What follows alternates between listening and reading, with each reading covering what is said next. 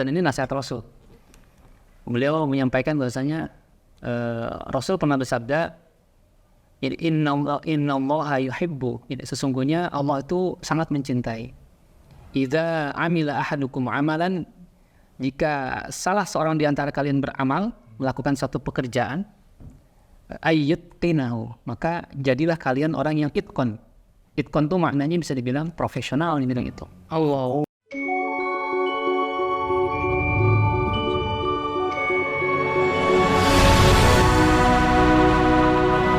Passion juga ya, ini Ya. tuh passion banget gitu loh.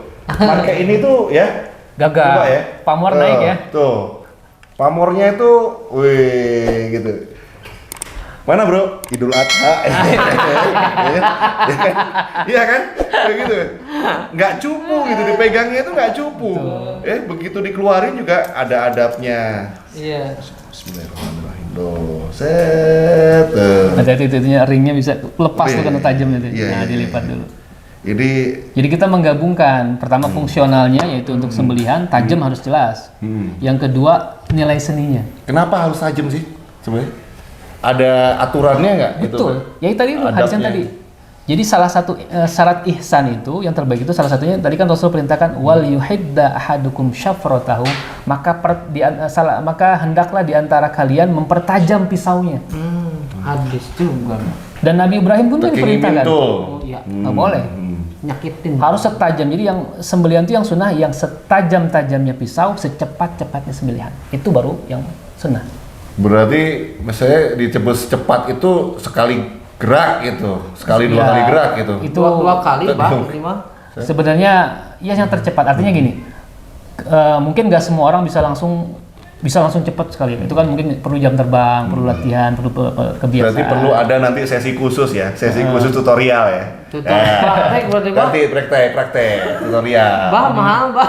Akikah, nanti pas kita cari akikah Betul, kan, ya. gitu. Akikah. Momennya kayak begitu Pak. Ya, Nanti kita cari bagaimana setiap ayah bisa menyembelih domba akikahnya sendiri dengan pisau yang ada di dapurnya. Allah.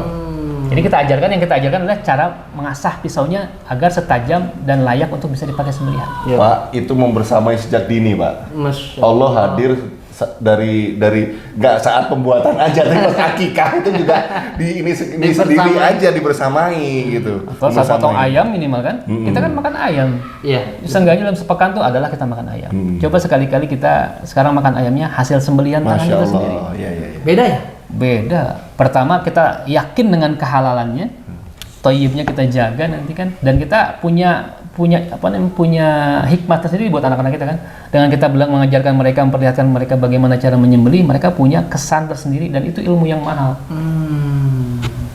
Kenapa? Kepemimpinan seorang ayah itu namanya Qawam itu keluar di situ ya. Itu sifat laki-lakinya harus keluar. Karena kan walaupun sebenarnya Rasul tidak mengidentikan menyembelih itu dengan hanya laki-laki, karena faktanya Rasulullah pernah mengajarkan istrinya Aisyah, pernah suruh meminta Aisyah untuk melihat saat Rasul menyembelih dua ekor domba bertanduk yang warna putih, dan Rasul perintahkan Aisyah suruh perhatikan, lihat. Artinya kan sedang mengajarkan Aisyah. Dan Aisyah sudah tahu bagaimana cara mempersiapkan pisau yang Rasul pakai mengasahnya. Aisyah yang mengasahkan, Rasul yang pakai.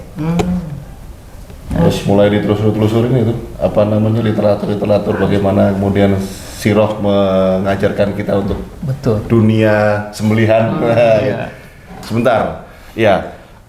Ustadz, tapi kita ini kan manusia akhir zaman nih, ditanya.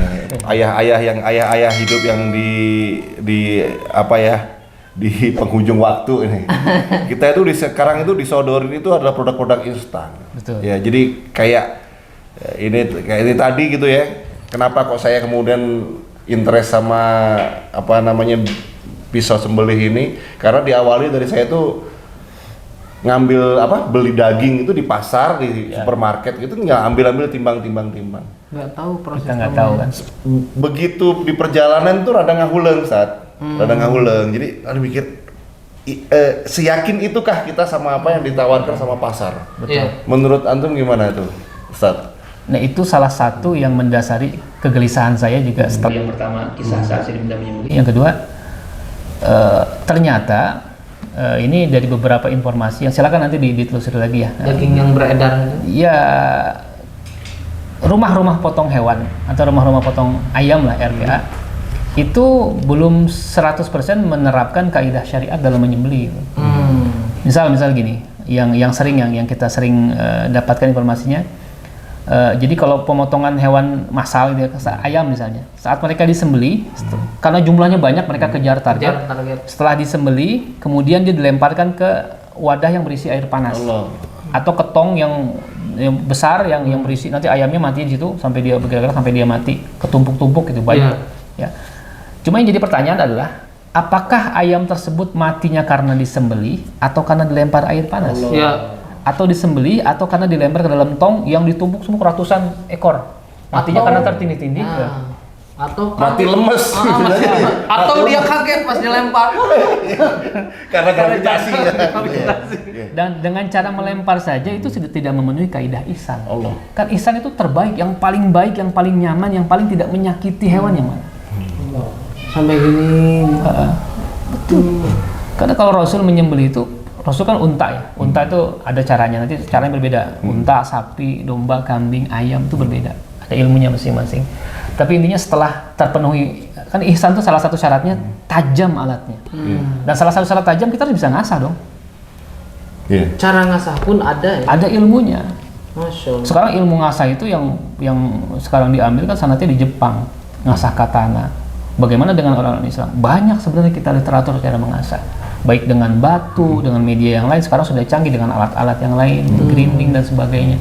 Nah, artinya itu harus salah satu ilmu yang harus para ayah punya sebagai modal dasar. Salah satu ilmu, dan itu wajib. Sebentar, tapi kan ya agak sulit ya untuk memulainya, mungkin untuk banyak ayah ya di lautan YouTube sana itu.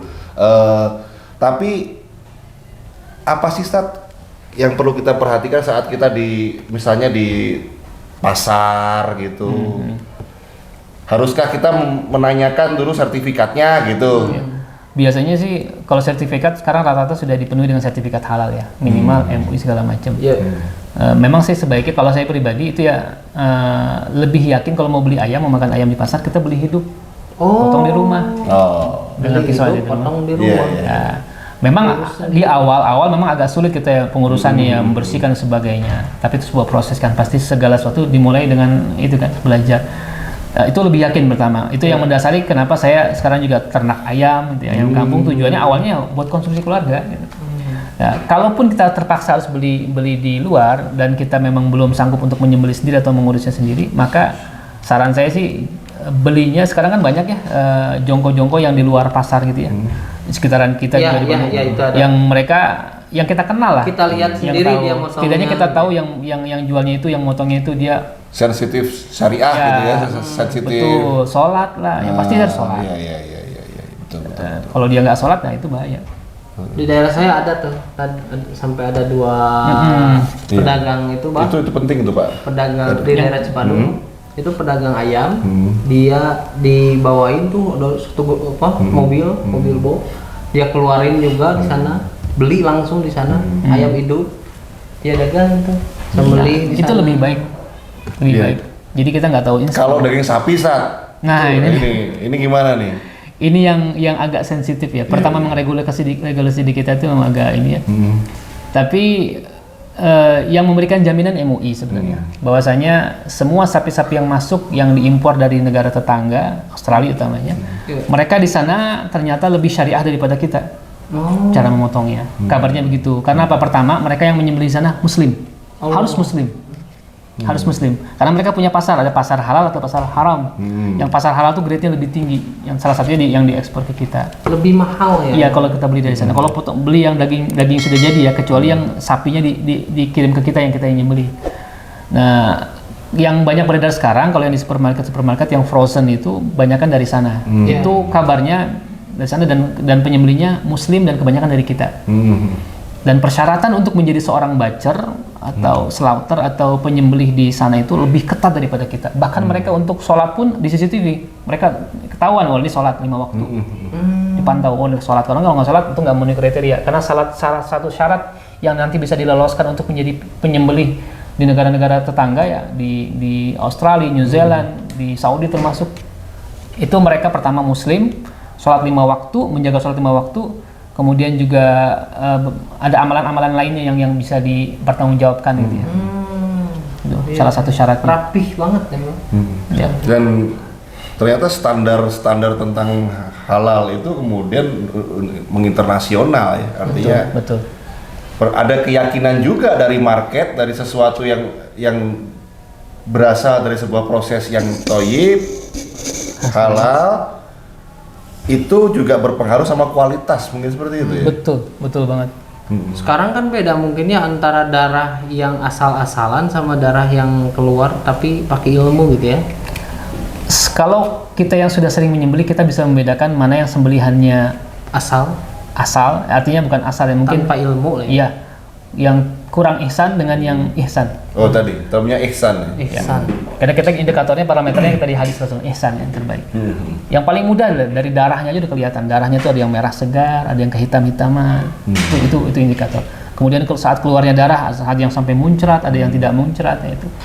Dan sebenarnya selain pisau juga banyak faktor lain yang menyebabkan hewan itu saat disembelih kualitas dagingnya nanti kelihatan. Hewan stres duluan. Ya kan kalau di kita kan menyembelih Idul Adha karena kalau di RPH kan mereka punya standar. Tempat menyembelihnya terpisah dengan tempat menyimpan hewannya. Jauh bahkan. Alatnya terpisah, jauh dari keramaian. Yang menyembelih hanya 1-2 orang yang ada di lokasi penyembelihan. Sedangkan saat Idul Adha, gaduh, semua orang berkumpul di situ, semua orang bersuara. Lihat, anak-anak godain. Betul. Sapinya ditarik-tarik itu nih ekornya. Stres ya. Bahkan kesejahteraan hewannya, hak-hak hewannya nggak dipenuhi. Nggak dipenuhin. Minumnya nggak Rumputnya dikasih. sembarangan. Banyak. Daun-daunnya daun-daun wae nu aya di ditu gitu nya. Masukin. Saat menyembelih, Hak, apa? hewan yang lainnya ngelihat, itu kan udah melanggar sunnah Rasul. Begitu indah Islam. Hak hewan lu ada ya. Hak Kalau bahasa hewan. luarnya animal welfare. Kalau di kita tuh keserawan ya, kesejahteraan hewan. Kesejahteraan hewan. Hak Perlu asasi juga. kehewanan gitu ya. Iya, Ya, itu lagi Islam kan sangat memperhatikan, jangankan kita ya manusia, makhluk yang lain kan, Iya. kan barang siapa yang menyayangi yang di langit, yang di bumi, maka Allah yang di langit akan menyayangi dia kan. Allah. Kita sayang sama hewan Allah. tumbuhan juga sama. Iya. Kita konsumsi dagingnya, tapi kita sembelih dengan cara yang zolim, gimana mungkin dia bisa memberikan daging yang berkualitas? Yang enggak berkualitas tuh mungkin jadi keriting, Mbah. Mungkin ya. Teksturnya tuh lebih jadi lembek. kolesterol. Jadi kolesterol. Pang-pangna eta sigana mah pada persoalan ihsan or not gitu loh Sat. Iya, Gitu ya. Jadi saya juga punya keyakinan Allah teh menciptakan sapi teh tidak untuk membuat trouble manusia, saya Iya, yakin. enggak. Saya tuh yakin banget Pasti soal ada itu. manfaatnya. Tapi karena ya tadi mungkin karena ada proses-proses sembarangan, orang nanti berilmu gitu kan. Terus kemudian Mungkin itu jadi asbab penyakit hadir tuh. iya, kok saya kok ke sana gitu loh. Coba yakin antum Allah menciptakan sapi untuk membuat trouble manusia? Darah tinggi misalnya Enggak. banyak makan domba darah tinggi misalnya ini ya. Itu enggak gimana? Dombanya mah nggak salah, tumbukan hutang kita di bank itu yang bikin kita darah tinggi gitu loh. Stres di rumah.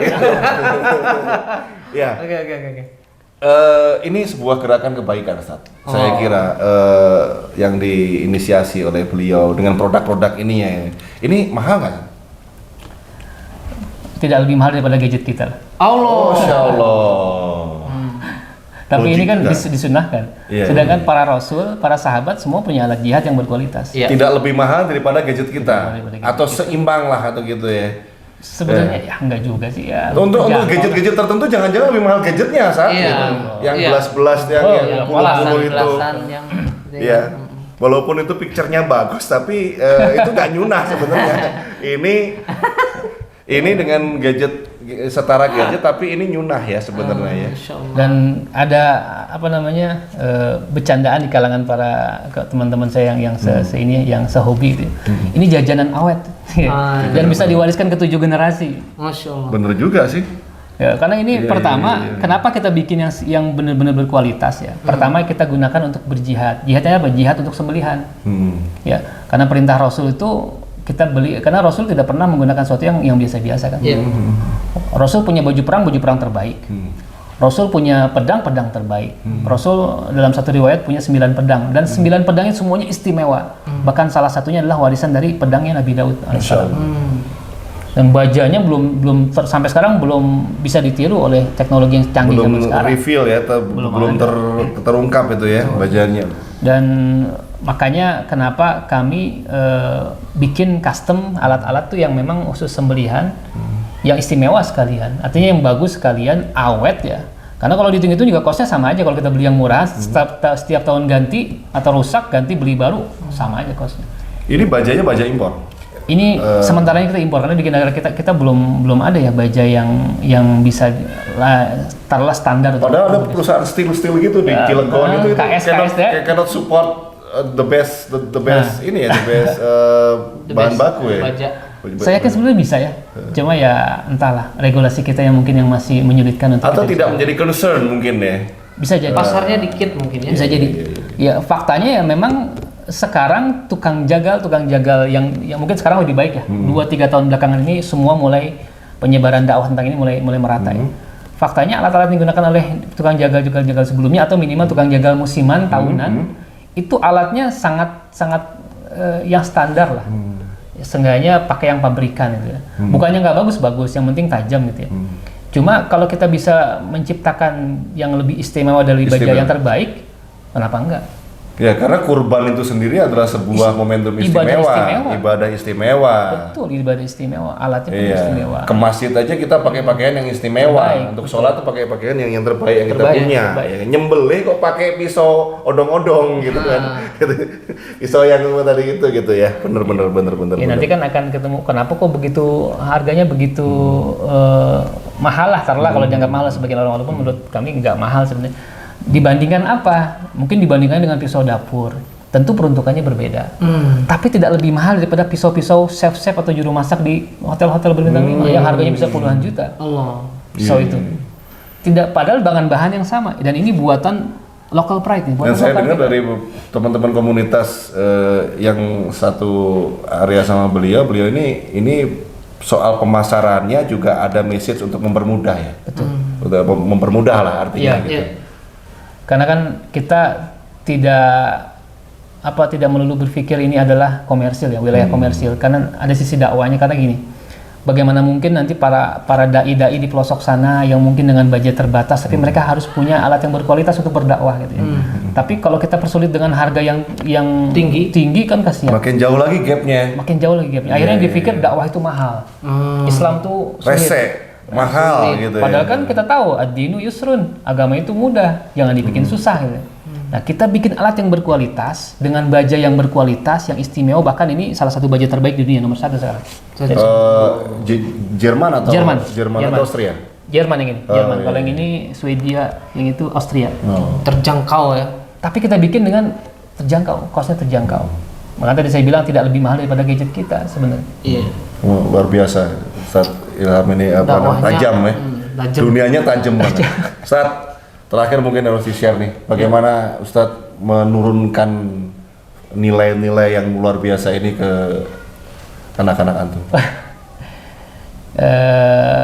Kok rada-rada milu, anak ngomong ini ya? Rada-rada ayaan gitu kira-kira ini. Jadi sebenarnya kan sebagaimana mungkin para ulama menyampaikan kita, mengajar anak itu sebenarnya dengan simpel ya. Berikan keteladanan. Teladan. Adzibuhu wa 'allimuhu kan. Nanti ya, langsung ya teladan keluarin ya. Kita gitu ya. nggak perlu banyak ngomong sebenarnya. Asal anak sudah melihat sisi baik dari kita, maka pasti automatically mereka akan pasti ngikut. Kita pengen anak kita ke masjid 5 waktu, ya kita aja mulai masjid 5 waktu. Kita pengen anak kita mencintai satu bidang tertentu, mereka menyaksikan setiap saat kita bergelut dengan bidang ini, itu otomatis mereka copy paste. Dan itu terbukti. Anak saya yang nomor 2, 11 tahun, sekarang mungkin usia kelas 5 SD lah kalau di SD itu. Udah mulai ya? Wah, sejak 3-4 tahun yang lalu sering saya bawa kalau ikut saya menyembeli, tugas menyembeli, baik Idul Adha ataupun di momen luar Idul Adha gitu ya. Melihat alat yang saya gunakan. Cuma karena dia tahu batasannya, karena saya memberikan batasan bahwasanya abang belum boleh pegang ini karena ini berbahaya. Kecuali ada ayah di samping abang yang ayah mengizinkan. Kalau ada nggak ada ayah boleh. Jadi sepanjang hari dia hanya melihat di tembok digantung alat-alat saya ini kan, dari mulai pedang, pisau, kapak dan sebagainya. Ya. Terus nanti kalau saya pulang, ayah aku pengen lihat yang itu dong, bukain dong gitu ya. Dibuka, dia lihat. Boleh pegang nggak ya? Boleh pegang. Dia merasakan sensasinya, punya alat jihad, dia membayangkan, dan dari situ dia mulai ada ketertarikan di bidang ini ya, Pertama, dia tuh seneng banget baca buku sirah terkait tentang perang. Masya Allah. Ya, ya. Dan salah satu idolanya dia Khalid bin Walid. Bahkan dia sudah berazam bilang, ya aku pengen jadi jenderal, pengen jadi panglima. Ya. Nah, dan singkat cerita di 2 tahun ke belakang kalau saya nggak salah tuh, karena dia saya larang untuk punya, abang belum boleh ini, nanti ada waktunya abang boleh punya. Dan ini sudah ayah namain nanti salah satunya nama abang, gitu. Ini nama AA kakaknya. Dan dia saking dia pengennya punya alat seperti ayah, tapi dia nggak boleh. Akhirnya dia terinspirasi. Pernah satu saat saya ajarkan, yuk ayah kita bikin pedang-pedangan dari kayu. Awalnya kita beli dulu di sebuah toko mainan. Oh ada pedang-pedangan, coba kita bikin sendiri dulu, dia lebih banyak. Lama-lama dia terinspirasi. Akhirnya dia bikin sendiri, karena dari kayu mungkin bahan bakunya susah, dari pipa-pipa bekas PVC bekas. Dia panaskan di kompor, dia gepengin, dia tempa, dia gunting, dia bentuk seperti golok ayah, pisau, semuanya persis. Dan dia produksi lebih, sekarang mungkin 20-30 biji aja. saya hanya mencontohkan sekali karena dia ini, dan dia sekarang punya banyak, bahkan sempat dibagikan teman-temannya. Dan itu gambarnya pakai flame itu ya, fire betul. Flame yang torch yang buat masak. Buat memasak kopi ya, itu cas itu untuk dipanasin kan sudah lunak, ditekan sama dia pakai papan kan, diratain, nanti dia bentuk sesuai dengan keinginan dia. Pedang Turki lah, pedang Persia, katana gitu kan. Karena itu memberikan referensi itu di rumah. Betul, ya. Jadi saya menyiapkan memang, karena kita punya perpustakaan kecil di rumah yang bukunya tentang sirah. Ada ensiklopedia tentang sirah perang ini, ada yang tentang sejarah Nabi dan Rasul, sejarah para sahabat. Dan itu kan kebanyakan perang ya. Dan ketertarikan dia memang salah satu hobi dari anak-anak saya, alhamdulillahnya, setiap sebelum tidur mereka sudah terbiasa mendengarkan kisah. Jadi mereka menamatkan satu buku kisah dan akhirnya mereka hafal. Wah, Khalid itu perangnya di mana aja, kemampuannya apa, strategi perang segala macam. Sa'ad bin Abi Waqqas, saya jadi dia paham. Dan dia punya ketertarikan sendiri di bidang ini dibandingkan saudaranya, kakaknya yang lainnya gitu. Nah, itu tanpa saya sadari, itu secara langsung apa yang saya lakukan. Dan bahkan dia sudah tahun lalu sebenarnya sudah ngebet pengen sembelih domba sendiri. Tapi karena dia belum balik kan, dan masih jadi perbedaan pendapat di kalangan ulama apakah boleh menyembelih anak yang belum balik. Jadi saya hanya meminta dia, abang yang pegangin kepalanya biar ayah lihat, dan dia sudah terbiasa dengan darah sejak kecil. Jadi sudah bukan hal yang tabu dan menakutkan buat dia, bahkan bukan adik-adiknya yang perempuan pun sudah biasa dengan darah. Kami usahakan setiap Idul Adha itu kita menyembelihnya, ya hari pertama, kedua, ketiga itu saya tugas di luar menyembelih di banyak tempat. Hari keempat itu saya usahakan saya menyembelih di rumah, baik itu di rumah, di masjid sekitaran rumah. Hari keempat itu karena mereka tahu saya jadwalnya sibuk setiap itu. Hari keempat atau saya nyembelih di rumah sendiri. Saya beli domba misalnya. Tujuannya adalah untuk mendidik anak-anak saya. Jadi itu bukan horor. Ya itu bukan horor. Biasa aja. Itu biasa aja. Itu syariah itu. Itu harus itu syariah itu. Dan apa namanya, kita harus waspada ya pada persoalan itu ya, karena ini nilai-nilai. Kalau kita nggak waspada, kita akan memudah-mudahkan tadi, memudah-mudahkan. Biasanya yang memudah-mudahkan itu ya terjerumus gitu, gitu kan, terjerumus gitu. Kita anak-anak seneng. Anak saya yang pertama dia yang merobohkan dombanya, yang kedua yang pegang kepalanya, yang saya yang nyembeli. Kadang-kadang dia, ya aku boleh pegang ini, aku yang nyembeli. Saya pegangin tangannya dengan 2 tangan, artinya mencontohkan dia. Sebenarnya saya yang menyembeli, cuma saya yang seakan-akan dia. Artinya agar dia terbiasa dan melihat bagaimana proses menyembelinya. Ayam pun mereka sudah terbiasa, hampir setiap pekan kita potong ayam. Sapi pun mereka sering kali melihat saya menyembelih sapi. Artinya saya ingin menanamkan bahwasanya ini bukan hal yang harus dihindari. Darah itu, manusia pun bisa berdarah, kita punya darah. Kenapa kita harus takut dengan darah? Dan saya yakin istri antum ini juga ya, merasa bangga ya punya suami. Ya awalnya sebagaimana layaknya istri-istri wanita yang lain takut ya, karena memang pendidikan di kita hal seperti ini tuh dianggap ini urusan laki-laki. Padahal bukan. Lebih parahnya itu malah ini urusan tukang jaga lah, kita nggak usah ikut gitu. Kita mau konsumsi aja benar enggak. Jadi enggak, sekarang kita kalau sembelih sendiri, kita yang motong sendiri, kita yang ngulitin sendiri sampai turun daging, kita bagiin sendiri, itu ada ruhnya.